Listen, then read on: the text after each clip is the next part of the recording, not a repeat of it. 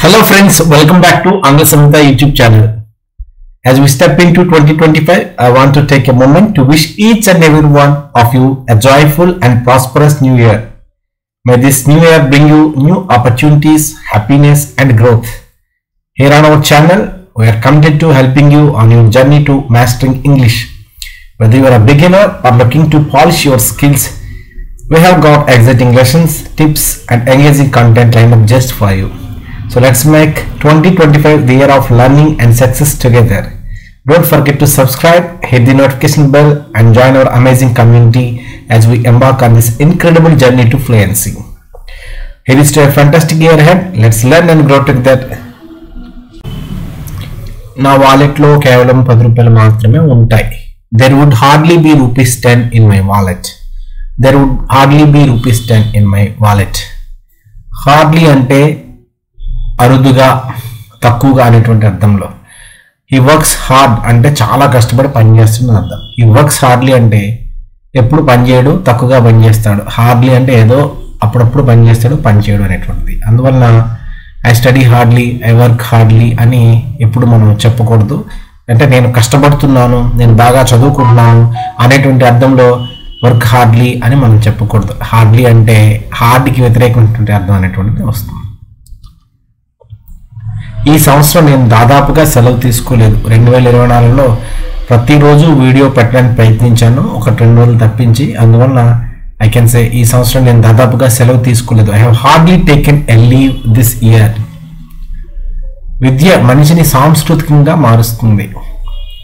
Education makes one civilised, ఒక మంచి పౌరుడిగా మారుస్తుంది. విద్యని ఎవరు మార్చగలరు? Who can change the destiny? Who can change the destiny? దీనివల్ల ఏం తేడా వస్తుంది? What difference does it make? నా హృదయాన్ని ఎలా ఒప్పించాలి? నా మనసు ఒప్పట్లేదు. How do I convince my heart? How shall I convince my heart? ఈ పని చేయడానికి నా మనసు ఒప్పుకోవట్లేదు. How do I convince my heart? మీరు చెత్తను తగలబెట్టారు. You have got the garbage burnt. You have got the garbage burnt. అతనికి నా బాధను అర్థం చేసుకునే సామర్థ్యం ఉంటే బాగుండేది. నేను ఎంత చెప్పినా నా గోడు వినట్లేదు అతను. I wish he had the feel of my pain.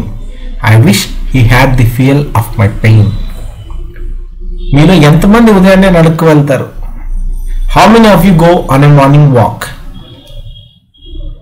డబ్బు ఇవ్వడం సులభం, కానీ తిరిగి తీసుకోవడం చాలా కష్టం. ఇది మీ అందరికీ అనుభవం అయ్యే ఉంటుంది. It's easy to learn money but very difficult to take back. It's easy to learn money but very difficult to take back. నా దగ్గర ఎప్పుడూ డబ్బు లేదు. I have never had money. నాకు ఆ ప్రాబ్లం లేదు. ఎవరికి అప్పిద్దామన్నా నా దగ్గర డబ్బు లేదు. I have never had money. ఈ రోజు తర్వాత నన్ను ఇంకెప్పుడు కాల్ చేయొద్దు. Don't ever call me again.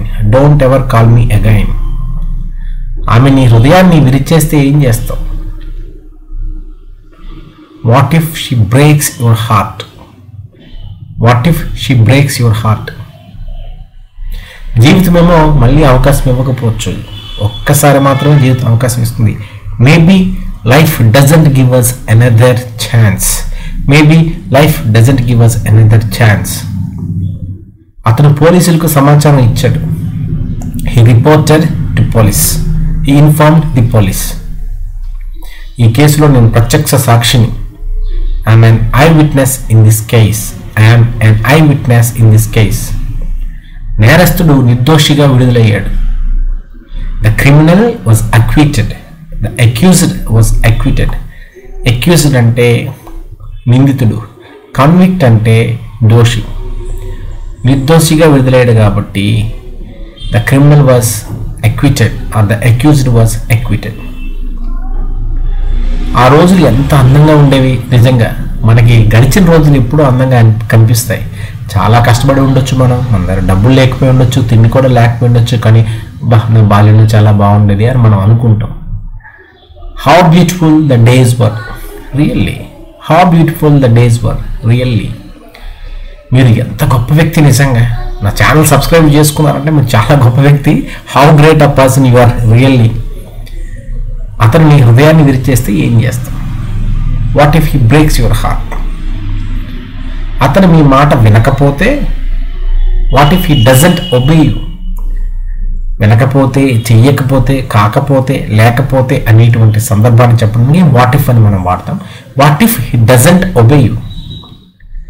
జీవితమేమో మళ్ళీ అవకాశం ఇవ్వకపోవచ్చు. Maybe life doesn't give us another chance.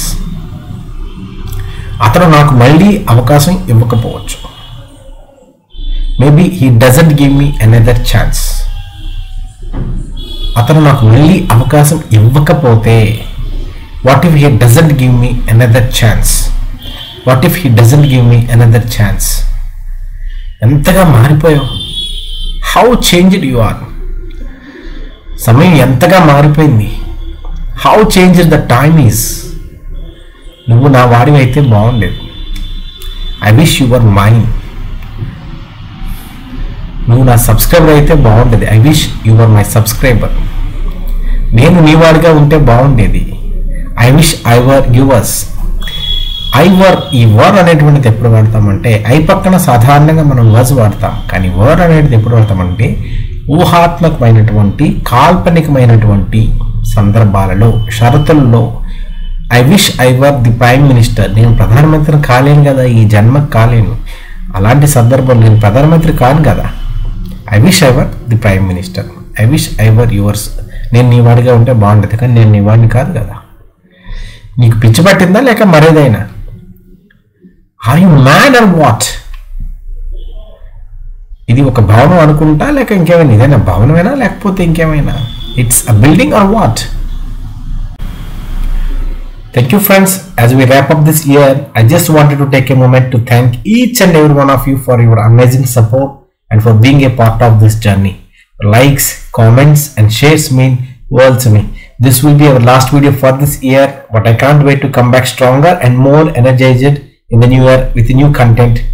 I hope you all have a fantastic holiday season filled with joy and love. Stay tuned for more exciting content in 2025. Until then, take care and see you soon. Happy New Year.